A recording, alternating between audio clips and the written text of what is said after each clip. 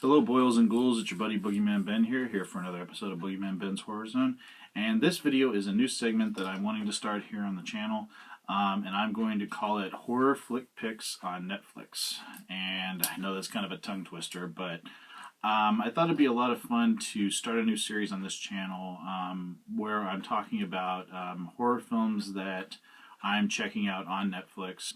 Some of the horror films that come out either they're straight to DVD or straight to Blu-ray, and sometimes I'm apprehensive to just pick them up on a whim or just on a blind buy, not having seen the content. So what I often do is either I'll check it out on demand. If it's not on demand, then I'll try to see if it's on Netflix, or I will watch it when it eventually becomes available on Netflix. And through this process, I have come across some really cool horror films. I've also seen some ones that I don't really care for.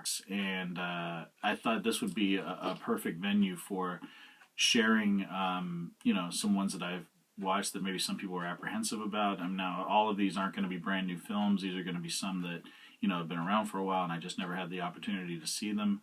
But it will give people a little bit of an insight into what I thought of the film and if it's worth their time. A lot of times why I check out some of the films that I do on Netflix is because I listen to a podcast called Movie Crypt, and this first one I'm going to talk about had to do, it was mentioned during one of the most recent podcasts where director Lucky McKee was a guest for Adam Green and Joe Lynch, the podcast. I've talked about it before on this channel, but he was a guest and they were talking about his filmography, and it sounded interesting, and I kind of wanted to look into his films and see if I could find some of them on Netflix, and I found the flick All Cheerleaders Must Die.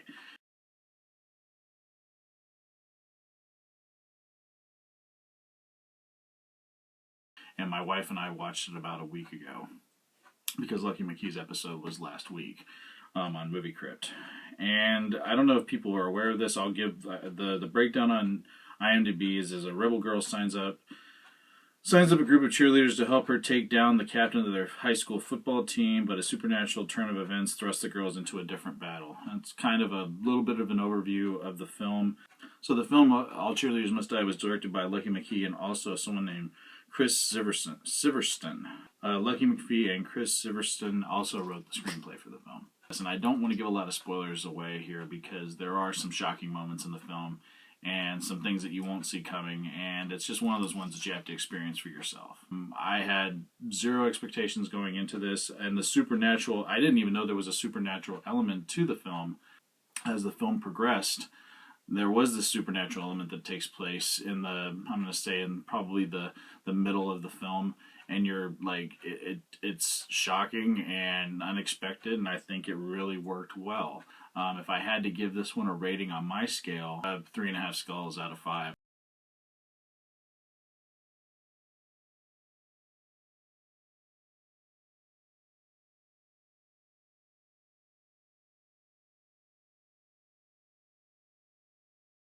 Now, the next film I saw was a film called Christy, and this was one that it looked kind of interesting, and my wife added it to our queue, and I thought, let's check this one out. It had some good cast in it. I knew Ashley Greene from the Twilight film. My wife liked the Twilight film, so I knew who she was, and she's pretty hot, and so she's in it. And Haley Bennett, who I've never really seen before, but I thought she did a really good job as the main character, Justine. Ashley Greene plays the character of Violet, and then you also have Lucas Till, he was Havoc in the X-Men First Class and X-Men Days of Future Past. He plays Aaron. And then you also have character actors, James Ranson, who plays Scott. He was in Sinister and Sinister 2. He played Deputy So-and-so. And then you have Matthew St. Patrick, who plays Wayne, and I really like him from shows like 6 Feet Under. He was also on Sons of Anarchy, so I was really excited to see him in the film. And pretty much what it is, it's this girl, the character of Justine is, her family isn't rich or anything, and she's at this university. I forget the name of the college in it, but she's at college, and it's Thanksgiving weekend, and she pretty much stays behind at school because she doesn't have the money to travel, and she's kind of left alone, and then she becomes the target of these cult members and it's a really creepy because again one of my biggest fears is isolation, and I think that's why Blair Witch Project is such a scary movie to me, and that's something I'll go into one day a little bit later in detail. But Blair Witch Project scares the crap out of me. But it's, you know, she's isolated all by herself on this college campus, and she gets targeted by this cult group, and it's really creepy. My wife didn't actually like the film very much, but I really enjoyed it. I think it's just because, again, it's something that plays into my own fears. But yeah, I thought it was really well done.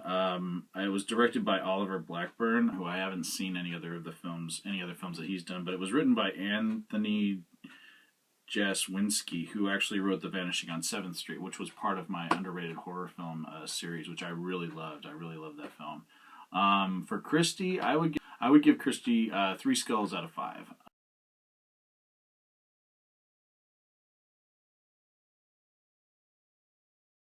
Said very well done, tension filled horror film.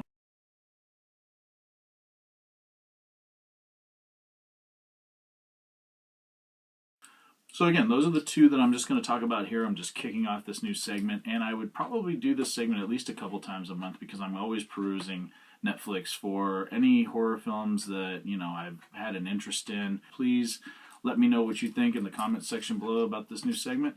And as always, thanks so much for watching, and stay tuned for some more cool videos coming real soon. Take it easy, stay scared. Peace.